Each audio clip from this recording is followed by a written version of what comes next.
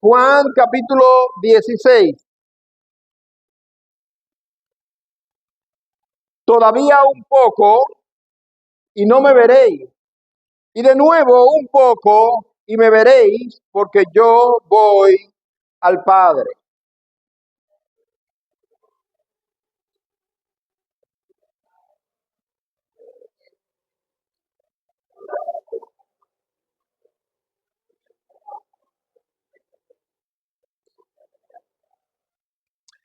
Voy al versículo 22 del mismo capítulo. Dice, también vosotros ahora tenéis tristeza, pero os volveré a ver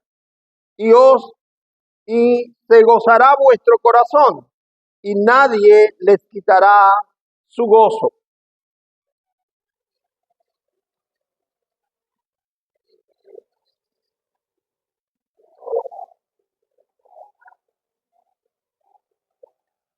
Vamos a leer todo el versículo 24, por favor. Dice, hasta ahora nada habéis pedido en mi nombre. Pedid y recibiréis para que vuestro gozo sea cumplido. Amado Padre, muchas gracias por tu palabra. Ella está delante de ti. Tú quieres presentarla a tu iglesia. Pedimos que en tu Espíritu Santo uses a este tu siervo como instrumento para que tu palabra pueda llegar claramente a tu pueblo. Ayúdanos a tener un oído afinado y un corazón dispuesto, sensible a recibir, a oír y a obedecer tu palabra. Permite, Señor, que este tu siervo tenga el denuedo y la capacidad de comunicarla como tú quieres que sea comunicada. En el nombre de Cristo Jesús. Amén. Amén.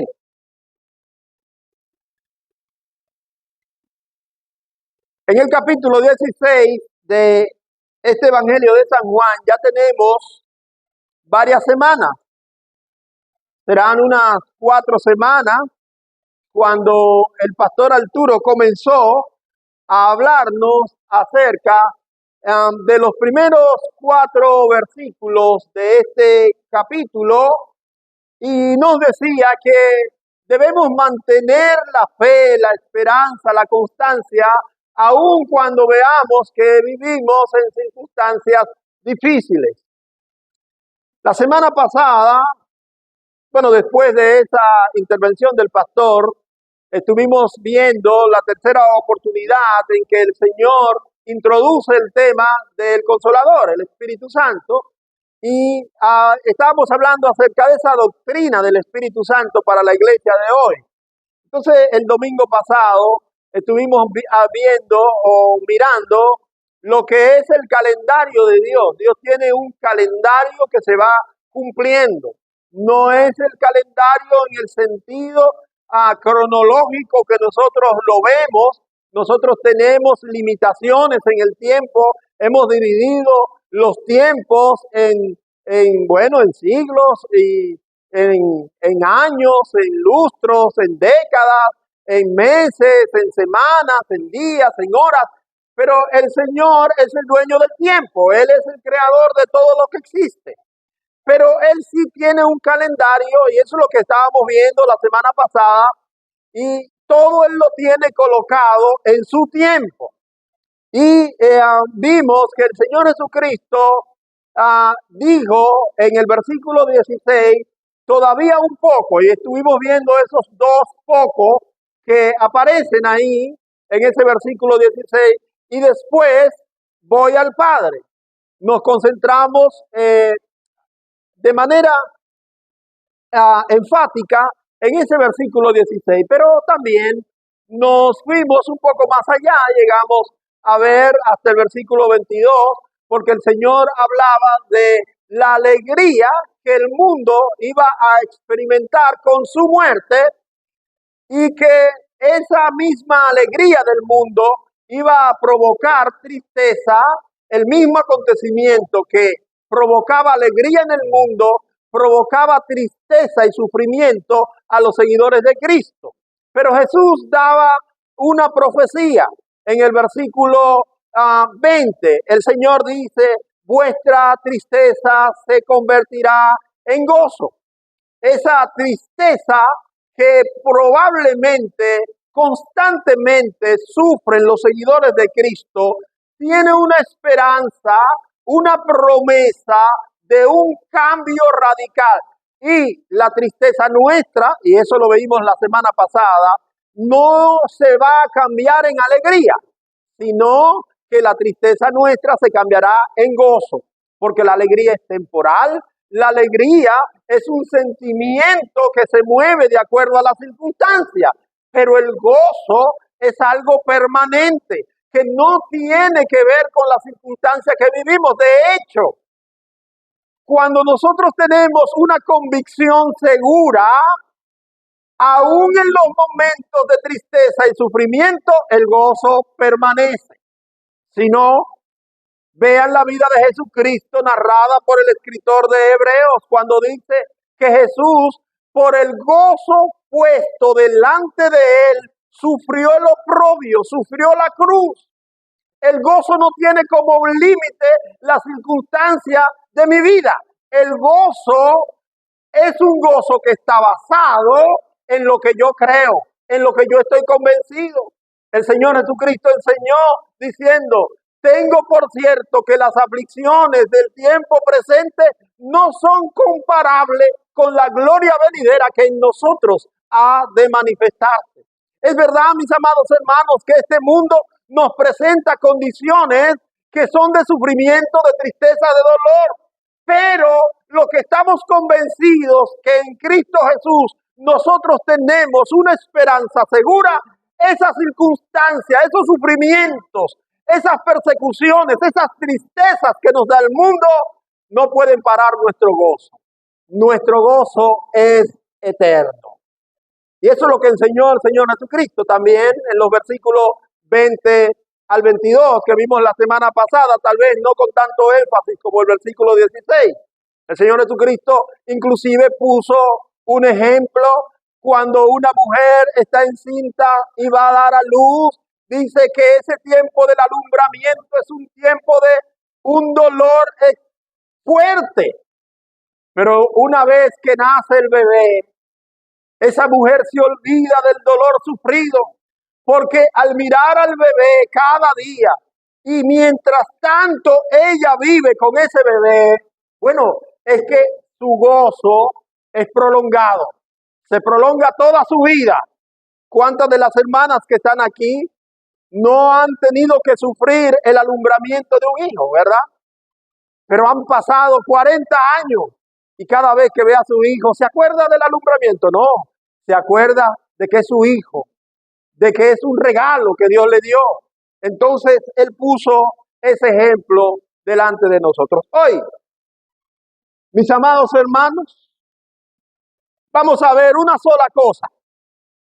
Vamos a ver, y bueno, y porque sea una sola cosa no significa que voy a terminar rápido. Porque algunos yo le vi que pusieron cara de alegría de una vez. No pusieron cara de gozo, pusieron cara de alegría porque es temporal. Vamos a ver una sola cosa y lo que vamos a ver es el extraordinario poder del nombre de Jesús. Amados hermanos, el nombre de Jesús. El nombre de Jesús. A mí me causa un poco de asombro de lo que enseña la Biblia sobre el nombre de Jesús y lo poco que nosotros los cristianos nos aferramos a ese nombre. Si usted le pregunta a un cristiano sobre quién es Dios, rápidamente le va a decir Jehová. Si usted le pregunta a un cristiano cómo se llama Dios, va a decir Jehová de los ejércitos, Jehová el Dios eterno. Muy pocos te van a contestar que el nombre de Dios es Jesús. La gente se acuerda del nombre de Jesús, y algunos, cuando está en oración. Y solo se acuerda del nombre de Jesús cuando va a terminar la oración. Como si fuera una fórmula mágica que se nos ha dado para terminar toda oración. No porque creamos realmente en el poder que tiene el nombre de Jesús, sino porque nos enseñaron, tenemos la costumbre y tenemos por cultura que terminar nuestras oraciones en el nombre de Jesús. cuando la Biblia no nos enseña esto a esa manera. El nombre de Jesús es el nombre extraordinario. Él tiene un poder extraordinario y eso es lo que vamos a ver en esta mañana si el Señor nos lo permite. Recordemos que el Señor está hablando con sus discípulos en el contexto de esa despedida en el aposento alto, reunido con ellos. Ya han pasado varias cosas y el Señor está reiterando sus enseñanzas. Él sabe que ya llega la muerte, el momento de ser sacrificado, que en pocas horas va a ser arrestado, va a ser llevado y juzgado injustamente, va a ser encontrado culpable aunque no cometiera delito y va a ser sacrificado en la cruz. Y él está hablando con sus seguidores desde el capítulo 13, ya lo vimos. Pero ahora el Señor va a hacer una declaración que es una de las declaraciones más extraordinarias que nosotros encontramos. Todo lo que el Señor Jesús enseñó es extraordinario, pero esta declaración es una declaración trascendente. Es una declaración extraordinaria, es una declaración importante a la que nosotros tenemos que poner atención. El versículo 23, el Señor Jesucristo dice, en aquel día no me preguntaréis nada. De cierto os digo, que todo cuanto pidiereis al Padre en mi nombre, os lo dará. Versículo 24. Hasta ahora, nada habéis pedido en mi nombre. Pedid y recibiréis para que vuestro gozo sea cumplido. 2 versículos. Pareciera sencillo al momento de leerlo, pero esta declaración del Señor es extraordinariamente extraordinaria. Hey, pastor, ¿y eso es una frase aceptable? Bueno, si no es aceptable, permítanme repetírsela y si es necesario inscribirla como para tener el derecho de autor, lo voy a hacer. Lo que el Señor Jesucristo está diciendo aquí es algo que es extraordinariamente extraordinario. Ustedes saben que la palabra ordinario en este sentido lo que significa es lo que es común, lo que es de todo manejado. Y cuando nosotros ponemos el prefijo extra, estamos diciendo que supera lo ordinario, supera lo común. Ahora, lo que yo quiero decir cuando digo que es extraordinariamente extraordinario, es que esta declaración supera a la como un número que no exista, ¿verdad? A la, a la centésima, a la milésima potencia, algo que es común. Es algo que hay que ponerle atención. Ahora, mis amados, vamos a ver algunos detalles aquí en estos versículos. Primero, el Señor comienza diciendo en aquel día. Es una referencia, lógicamente, a un tiempo, a algo que vendrá. Y recuerden que estábamos hablando el domingo pasado de que Dios tiene un calendario en el que se va cumpliendo su propósito. Y este verso 23 inicia con esta referencia a un contenido anterior. ¿A qué se refiere el Señor cuando dice en aquel día? Porque esta frase no puede quedarse como una frase en el aire. De alguna manera tiene que estar conectada a algo dicho por el Señor en aquel día. Bueno, cuando nosotros leemos el texto con alguna conciencia, encontramos que en el contexto previo, ahí cerca, anterior, en el versículo 22, el Señor ha dicho algo. El Señor ha dicho, pero os volveré a ver y se gozará vuestro corazón. Versículo 22, el Señor dice, yo los volveré a ver. Y cuando yo los vea de nuevo, ustedes van a tener un corazón gozoso. Entonces, esta frase, en aquel día, es una referencia entonces a ese día cuando el Señor va a volver a ver a los discípulos. ¿Están conmigo, mis amados hermanos? Hay un día que el Señor señaló que después de su muerte, Él vendría y vería a los discípulos. Y Él les dice que ese día Él va a encontrar que ellos tendrán un corazón gozoso. Ahora, también debemos ver algo que el Señor dijo en el capítulo 14 y el versículo 18.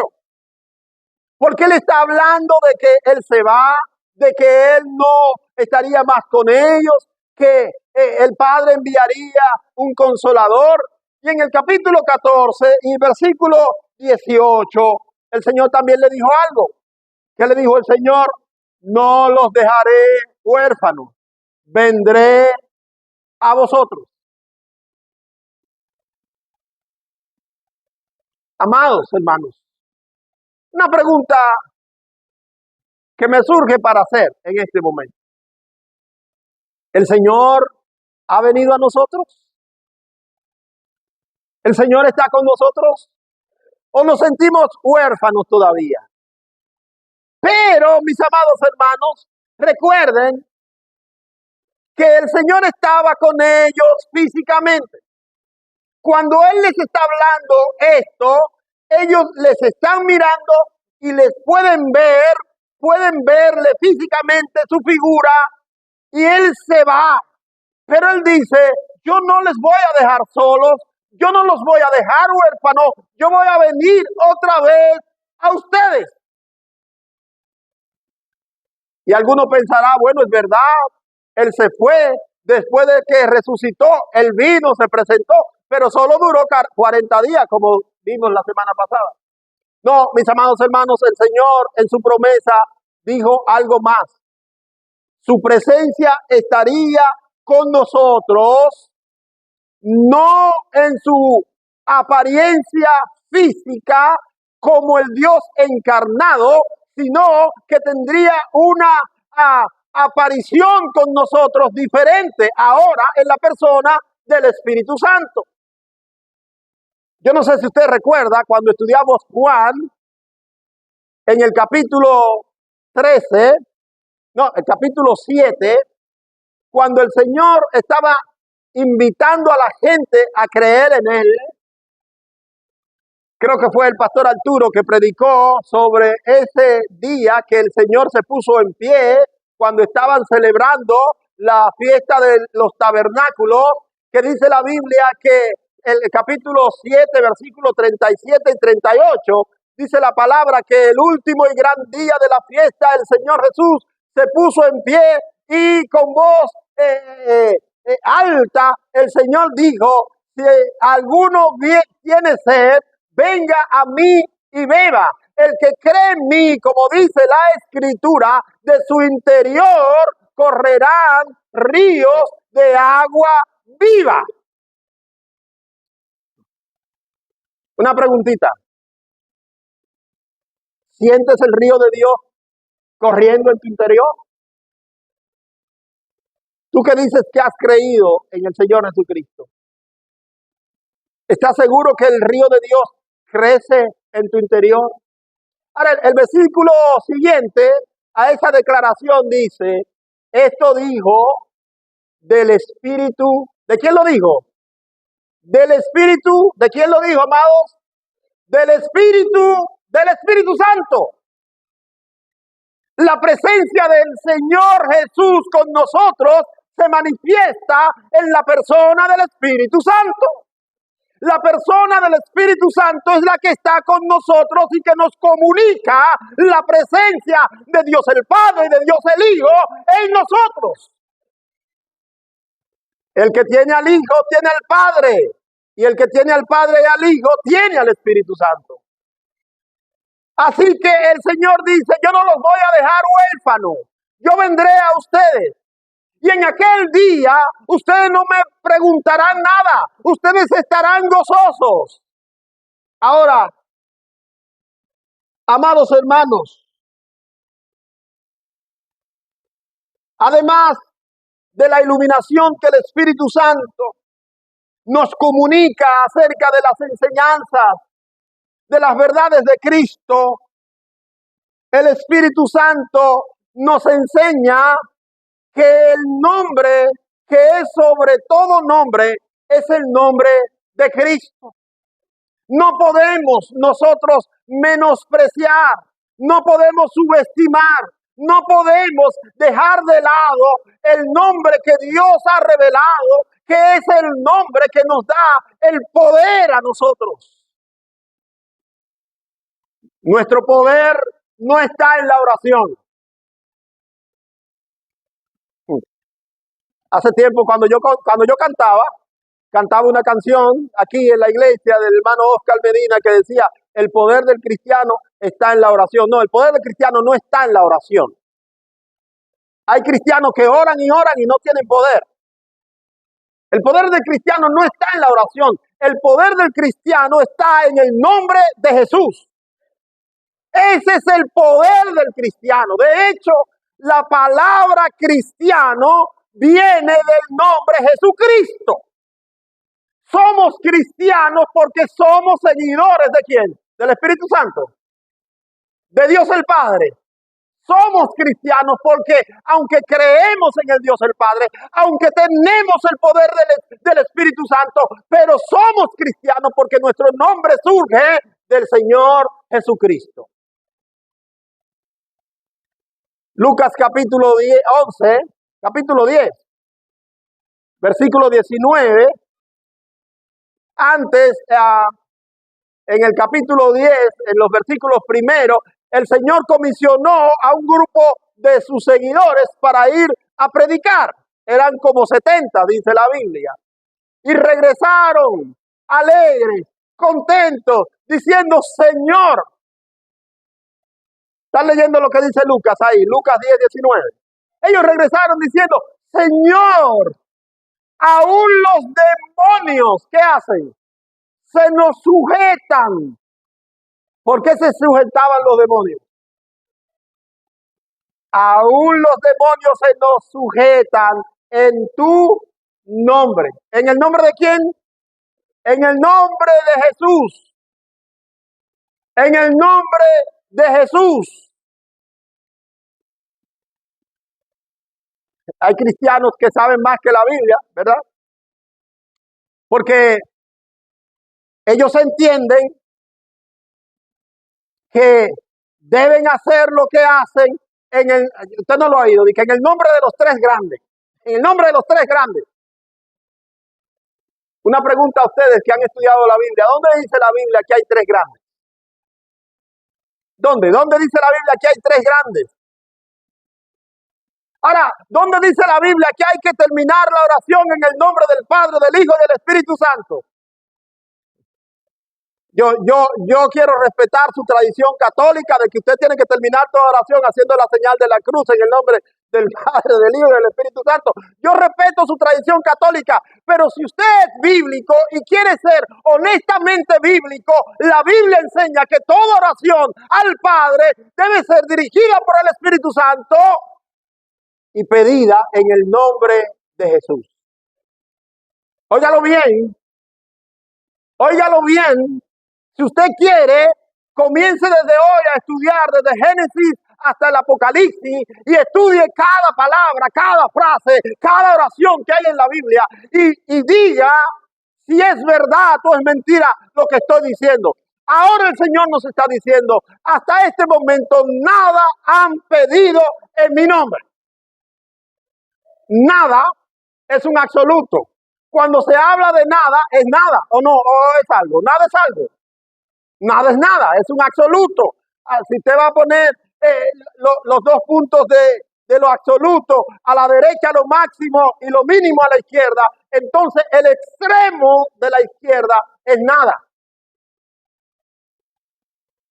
Y todo es el extremo de la derecha. Ahora, notemos que en el versículo 23 del capítulo 16, el Señor comienza diciendo, versículo 24, hasta ahora ¿qué dice? Nada habéis pedido en mi nombre. Y después dice en el versículo 23, de cierto os digo que todo cuanto pidiereis al Padre en mi nombre. Lo que quiero hacerle notar, es que los dos absolutos están ligados al nombre del Señor. Cada extremo, el extremo de la izquierda, que es nada, el Señor dice, hasta ahora nada habéis pedido en mi nombre. Hasta ahora, hasta ese momento en que Él estuvo hablando con los discípulos. Él le dijo, hasta ese momento ustedes no han pedido nada en mi nombre. Ahora, Él va a presentar el otro extremo, el derecho, y Él le dice que todo cuanto pidieres al Padre en mi nombre. Así que nada hasta ahora han pedido en mi nombre, pero cuando pidan, todo lo que pidan en mi nombre, amados, se dan cuenta que todo está copado por el poder del nombre del Señor Jesús. Todo. Ahora, amados, pongan atención, porque no es la primera vez que el Señor les habló de esto. Lo que pasa es que como nosotros, los discípulos, a veces estuvieron distraídos. Esta anoche estaba escuchando a un hermano predicar sobre la resurrección. Y él decía, los discípulos, aunque el Señor les habló acerca de que al tercer día Él resucitaría, ellos nunca creyeron que el Señor resucitaría. Y es un mensaje para nosotros. Lo que el Señor tiene en su plan no depende de nosotros si lo creemos o no.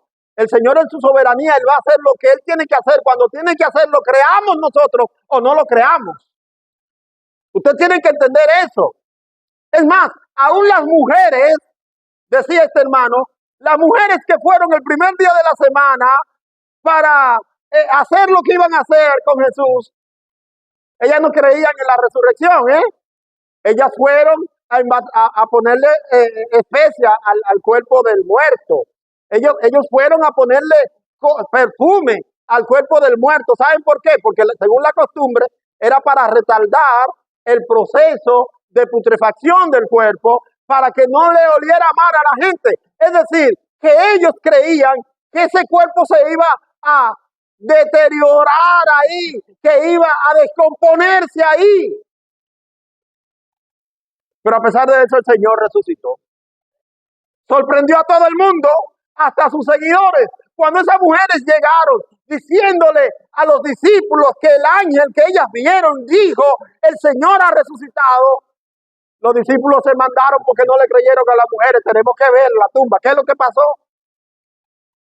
La Magdalena, que había estado cerca de Jesús, cuando vio al ángel le dice, ¿dónde pusiste el cuerpo de mi Señor? Ella estaba llorando, ella pensó que se habían robado el cuerpo del Señor. Mis amados hermanos, la historia del cristianismo es que los cristianos son duros de creer la palabra de Dios.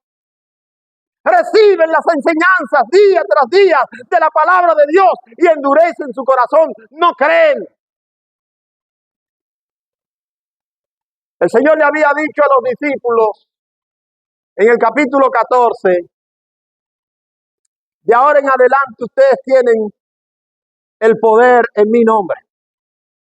Y en esta ocasión, en el capítulo 16, Él tiene que recordarle nuevamente. Miren lo que dice la palabra ahí en el capítulo 14, versículo 12.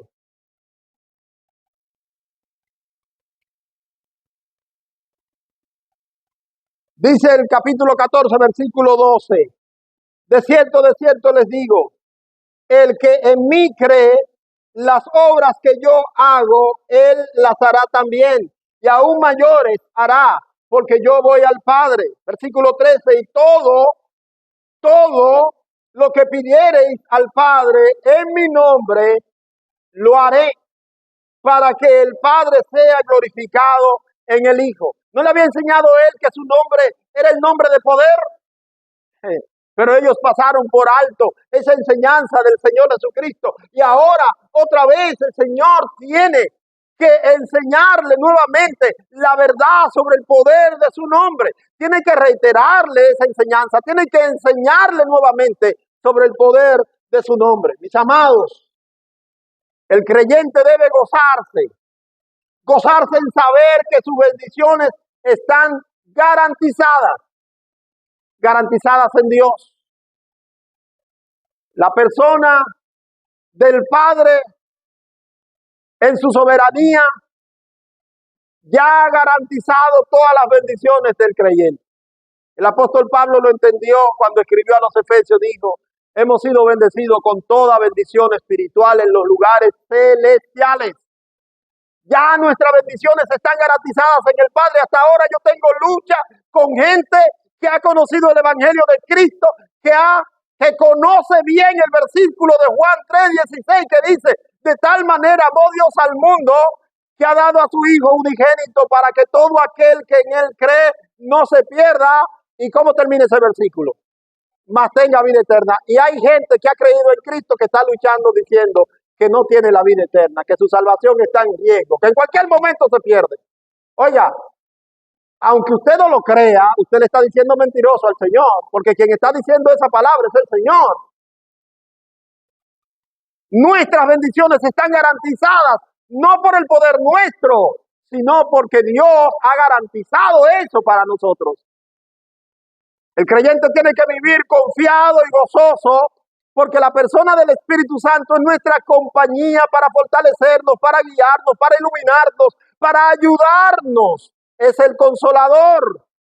La Biblia dice en Romanos capítulo 8 y versículo 26, que hasta aún pedir no sabemos cómo conviene, pero que el Espíritu Santo, Él intercede por nosotros con gemidos indecibles. Hermano, eso lo dice la Biblia, por favor, no lo está diciendo el pastor Leonardo, no lo está diciendo un predicador cualquiera, lo dice la palabra de Dios, la que usted dice que usted cree, la que usted dice que está convencido que es la palabra de Dios. Tiene que creerlo, pero no solamente creerlo, tiene que vivirlo, tiene que vivirlo. Ahora, el creyente no solamente tiene que saber que está garantizado sus bendiciones eternas en el Padre y que está garantizado de la compañía del Espíritu Santo, también tiene que saber que tiene poder en el nombre de Jesús. Ya yo tengo que terminar, hermanos, tengo que terminar en serio, pero debo decir algunas cosas que nosotros tenemos en el nombre de Jesús. En primer lugar, el nombre de Jesús es poderoso para perdonar nuestros pecados. Si un día usted se dio cuenta que era un pecador y que su pecado le tenían condenado y usted confesó su pecado al Señor y le dijo al Señor, yo quiero que tú me perdones, y el Señor le perdonó ese día, recuerde, sus pecados han sido perdonados.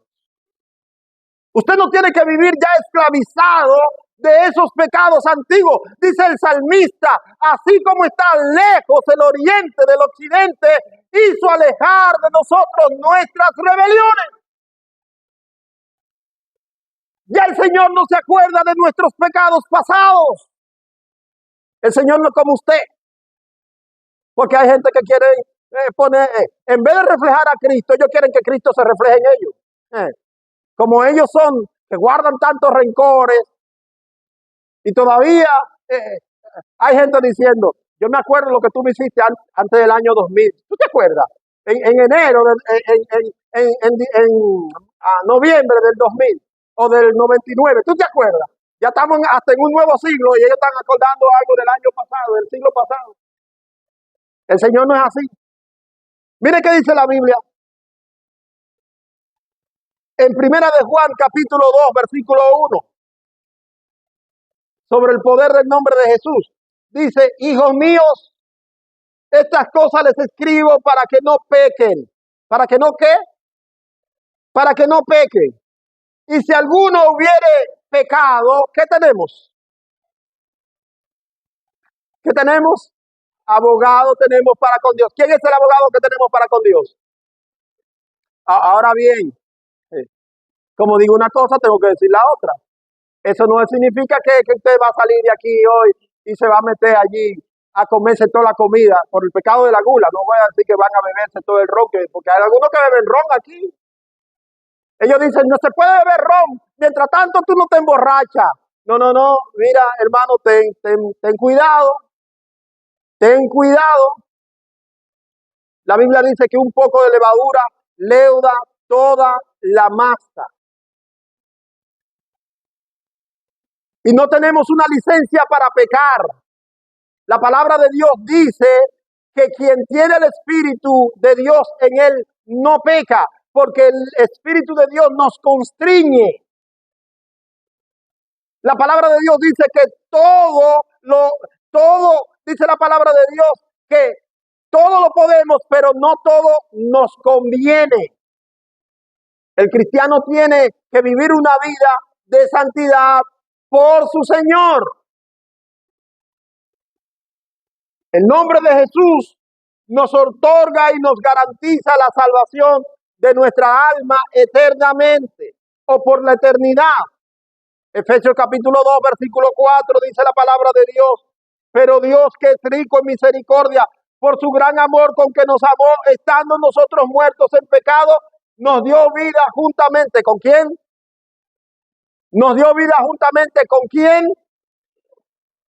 Y juntamente con él nos resucitó. Y asimismo nos hizo sentar en los lugares celestiales. ¿En quién? En Cristo Jesús. Ahora, amados, aquí en este texto, el versículo 5 específicamente, hay algo que hay que entenderlo. Cuando la Biblia dice que nos dio vida juntamente con Cristo, la pregunta que usted tiene que hacerse es, ¿qué vida tiene Cristo? ¿Cuál es la vida de Cristo? La vida de Cristo es una vida eterna. La vida de Cristo es una vida permanente. Y si dice la palabra de Dios que nos dio vida juntamente con Cristo, note que el versículo siguiente dice que juntamente con Él nos resucitó. Es decir, que ya nosotros hemos muerto espiritualmente y espiritualmente también hemos sido resucitados con Cristo. Y más que eso, espiritualmente también hemos sido elevados a la posición donde está Cristo. Dice la Biblia, versículo 6, que juntamente con Él nos hizo resucitar y asimismo nos hizo sentar en los lugares celestiales. Lo que pasa es que nosotros no entendemos eso, porque tenemos una visión corta, tenemos una visión escasa. Nosotros no podemos pensar más allá de donde nuestra imaginación nos puede llevar. Y como nuestra imaginación está siendo revestida por cosas terrenales, nosotros no podemos pensar que lo que el Señor Jesucristo nos dice en su palabra, lo que Dios nos ha revelado en estas santas escrituras, pueda ser verdad. Y esto no es una cuestión de nosotros, los bíblicos cristianos de aquí. Eso también es de la iglesia en Jerusalén, que cuando metieron a Pedro preso en Hechos capítulo 12, estaban orando para que el Señor hiciera un milagro y soltara a Pedro. Y cuando Pedro se presenta a la puerta allá y la muchacha dice, ahí está Pedro, comenzaron a decir, no, ese es su ángel que tú viste. No puede ser, Pedro no ha sido suelto todavía. Una iglesia que estaba orando para que el Señor hiciera un milagro. Y no creían lo que el Señor hizo. Pero también nosotros que decimos que somos cristianos y que creemos en las escrituras, no creemos lo que el Señor hace. ¿Qué más dice la Biblia? Hechos 4, 11 y 12. ¿Qué dice ahí la Biblia? Hechos 4, 11. ¿Quién? Este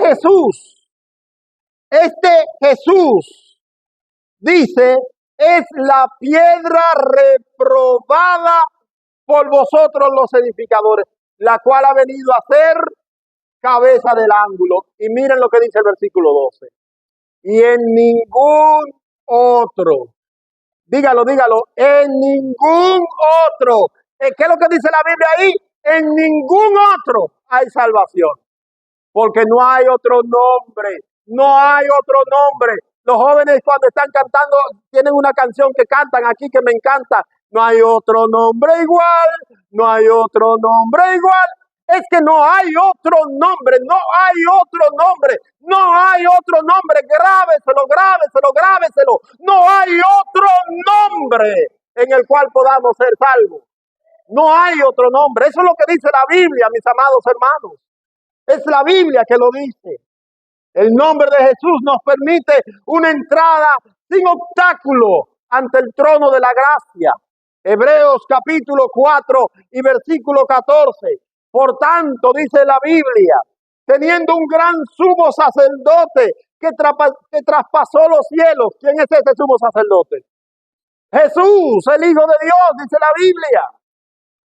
Tenemos este gran sumo sacerdote que traspasó los cielos. Dice la Biblia, retengamos firme nuestra profesión. Retengamos firme nuestra profesión. Dice, porque no tenemos un sumo sacerdote que no pueda compadecerse de nuestras debilidades, sino uno que fue tentado en todo según nuestra semejanza, pero sin pecado. Acerquémonos pues, dice, confiadamente al trono de la gracia para alcanzar misericordia y hallar gracia para el oportuno socorro. Mis amados, hay tantas cosas que puedo citarle que enseña la Biblia sobre el poder del nombre de Jesús, sobre ese poder extraordinario que tenemos los cristianos en el nombre de Jesús. En el nombre de Jesús nos coloca como perfectos y completos delante de la divinidad. Esto lo enseña Colosenses capítulo 2. En Filipenses capítulo 2 enseña que no hay otro nombre más elevado que el nombre de Jesús. Que en ese nombre se doblará toda rodilla, toda lengua deberá confesar que Él es el Señor para gloria de Dios el Padre. Podemos nosotros encontrar en toda la Escritura. Por eso he querido citar textos de cada libro en el Nuevo Testamento, para que vean que toda la Biblia está permeada con esa verdad que es extraordinaria. La verdad de que el nombre del Señor Jesús es un nombre extraordinariamente extraordinario. No hay duda alguna, mis amados. No hay otro nombre igual, no hay otro nombre igual. Jesucristo es el Señor. Permítanme terminar citando Romanos capítulo 8. Este texto, que es un texto dedicado a la doctrina del Espíritu Santo. Romanos capítulo 8 y versículo 1 al 4. Dice lo siguiente: ahora pues, ninguna condenación hay para los que están en la Iglesia Bíblica Cristiana Consuelo. No, ninguna condenación hay para los que están en Cristo Jesús. Los que no andan conforme a la carne, sino conforme al Espíritu. Porque la ley del Espíritu de vida, ¿en quién? En Cristo Jesús. Me ha librado de la ley del pecado y de la muerte. Porque lo que era imposible para la ley, por cuanto era débil por la carne, Dios, enviando a su Hijo en semejanza de carne de pecado, y a causa del pecado, condenó al pecado en la carne, para que la justicia de la ley se cumpliese en nosotros, que no andamos conforme a la carne, sino conforme al Espíritu. Amados, amados, este capítulo 8 de Romanos es un capítulo dedicado a la doctrina del Espíritu Santo. Pero ¿se han dado cuenta que la doctrina del Espíritu Santo está íntimamente ligada al poder del nombre de Jesús? ¿Quién es el que nos ha librado de la condenación eterna? Cristo Jesús. No hay condenación para los que están en Cristo Jesús. Y los que están ya en Cristo Jesús ya no andan conforme a la carne, sino ahora conforme al Espíritu. Porque ¿quién es el que se sacrificó para salvarnos de la ley del pecado y de la carne? Cristo Jesús, el Hijo de Dios. No hay manera en que nosotros podamos vivir la fe guiada por el Espíritu Santo sin tener el extraordinario poder de nuestro Señor Jesús. Amados hermanos, a partir de hoy, vivamos hablando en el nombre de Jesús. Dejemos de lado vivir la vida del antiguo pacto. Hay un nuevo pacto. Esta mañana participamos de la comunión de la sangre de Cristo reflejada o representada por el vino y del cuerpo de Cristo representada por el pan. ¿Y qué es lo que nosotros tenemos que hacer? Vivir nuestra vida en el nombre de Jesús. Cada vez que saludamos a un hermano y le decimos que el Señor te bendiga, ¿en quién estamos pensando? En Cristo Jesús. Cuando vamos a orar y terminamos nuestra oración y decimos en el nombre de Jesús, no pensemos que es una fórmula religiosa para terminar una oración.